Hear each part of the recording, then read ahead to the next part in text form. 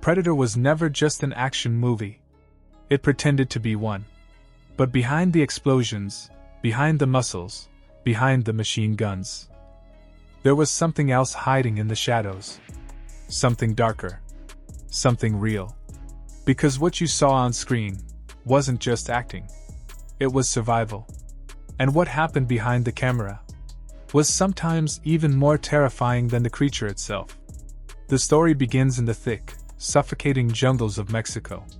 A place that looked alive on camera. But in reality, it felt like it was slowly killing everyone inside it.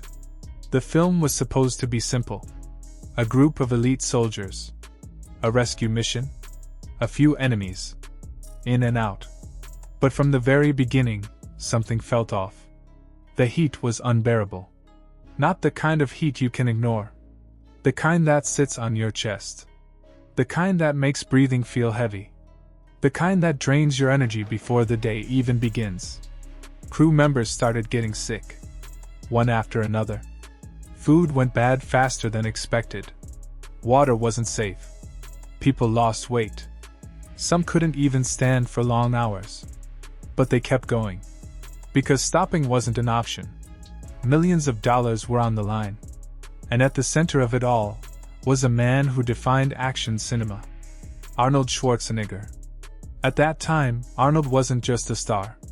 He was the star. After films like Commando, he had become the face of unstoppable strength. When audiences saw him on screen, they expected dominance. They expected power. They expected victory. And Predator was supposed to deliver exactly that. At first. Because what made Predator different was that it slowly stripped all of that away. The strongest man in the jungle wasn't the hunter. He was the prey. But even before that idea fully came together, the film nearly collapsed. Because the monster, the thing that would define everything, was a complete disaster. The original Predator suit arrived on set, and no one knew whether to laugh or panic. It was bright red, skinny, with a strange insect-like head. It didn't look terrifying. It didn't look powerful. It looked ridiculous. Like something from a low-budget sci-fi show. Not a Hollywood blockbuster. The crew called it the Red Chicken. And once they started filming test shots, reality hit hard. This wasn't going to work. Not with Arnold standing there. Not with trained soldiers around him. The creature looked weak. Almost comical. And that was dangerous. Because the entire movie depended on fear. Without fear, there was no film. Production stopped. Money was being burned every single day. Tension on set started rising. People began questioning everything. Was this movie even going to happen? That's when a decision was made. A risky one. They brought in Stan Winston, a legendary effects artist. And this is where everything changed. During a flight to redesign the creature, he sat next to director James Cameron. And in a casual conversation, Cameron said something simple. Give it mandibles. That one idea changed film history. The new design was bigger, stronger, more intelligent. Dreadlock-like tendrils. A face that opened like something from a nightmare. It didn't just look like a monster. It looked like a hunter. Something that thinks. Something that studies. Something that waits. And finally, they had their Predator. But fixing the creature didn't fix the nightmare on set. Because the jungle wasn't done with them yet. The conditions got worse. Equipment failed. Shoots were delayed. Insects were everywhere. The ground was unstable. Even the director got injured. He slipped and broke his wrist. Every day felt like a battle. And what you see in the movie, that sweat, that exhaustion, that tension, none of it was fake. They were actually going through it. And then came one of the most brutal parts of filming. The final showdown. Arnold's character, covered in mud, hiding, waiting, outsmarting the Predator. It looks intense on screen. But behind the scenes, It was torture. The mud wasn't fake. It was real clay. Cold. Heavy. And it pulled the heat out of his body. Night after night. He stood there, covered in it, shivering, his body temperature dropping. Crew members tried to help. Hot drinks, warm blankets. Nothing worked. At one point, he could barely stop shaking. But the cameras kept rolling. Because stopping meant losing time. And losing time meant losing money. So Arnold pushed through. And that's why the scene feels so real. Because it was real. He wasn't acting calm. He was trying not to pass out. But Arnold wasn't the only one struggling. The man inside the Predator suit had it even worse. Kevin Peter Hall, 7 feet tall, hidden inside layers of heavy costume, barely able to see, barely able to breathe. The heat inside that suit was unbearable. Imagine standing inside an oven for hours. Now imagine trying to perform. Move slowly. Act like a calculating hunter. While your body is screaming to get out. That was his reality. Every single day. But his performance is what made the Predator feel alive. Not just a monster, but a presence. Something intelligent. Something patient. Something deadly. And yet, before Kevin Peter Hall, there was someone else. Jean-Claude Van Damme. Yes. He was originally cast as the Predator. The idea was different back then. They wanted the creature to be fast, agile, almost ninja-like. But it didn't work. The suit was too uncomfortable, too hot, too restrictive. Van Damme couldn't see properly, couldn't move properly.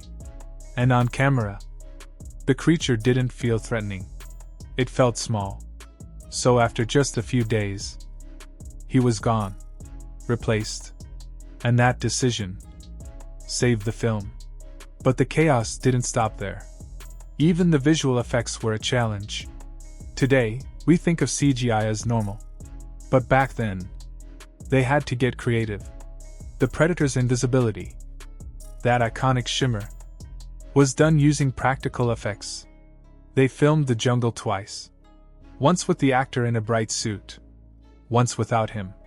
Then combined the footage, distorted the image, and created that ghost-like effect. It was simple, but it worked, because it looked real. And sometimes, real is more terrifying than perfect. Even the sound design had its own story. The Predator's voice. Those clicking sounds. Those eerie noises. They weren't random. They were created by Peter Cullen, the same voice behind Optimus Prime. But instead of something heroic, he studied the sounds of crabs, the way their claws clicked, and turned that into something unsettling, something alien, something you don't understand, but instantly fear. And that's what made the Predator unforgettable. But maybe the craziest part of this entire story is how it all started. Not with a plan, not with a studio, not with a big idea, but with a joke. After Rocky IV, people joked that Rocky had beaten every human opponent.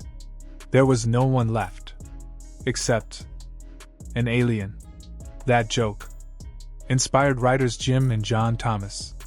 They wrote a script, called it Hunter, and no one wanted it. Studios ignored them. Doors stayed closed. So one night, they did something bold. They printed the script, walked into a building, and slid it under an executive's door. That's it. No meeting. No pitch. Just paper on the floor. The next morning, that script was found, read, and passed along. And within weeks, it became Predator. A billion-dollar idea, born from a joke, and a risk no one else was willing to take. But even after everything, the struggles, the failures, the near collapse, the sickness, the injuries, the exhaustion, something incredible happened. It all came together. The film was released. And audiences didn't just watch it. They felt it. The fear. The tension. The isolation. The realization that strength doesn't always win. That sometimes you can have all the weapons, all the power, all the confidence, and still be completely outmatched. Predator changed the game. It took action and turned it into horror. It made the audience question everything. Because for the first time, the hero wasn't in control. And maybe that's why it still holds up today. Because underneath all the explosions, there's a simple idea. What happens when the hunter becomes the hunted? And what does it really take to survive something you don't understand? More than 30 years later, Predator isn't just a movie. It's a reminder that sometimes the real horror isn't what you see on screen. It's what people had to go through to bring it to life.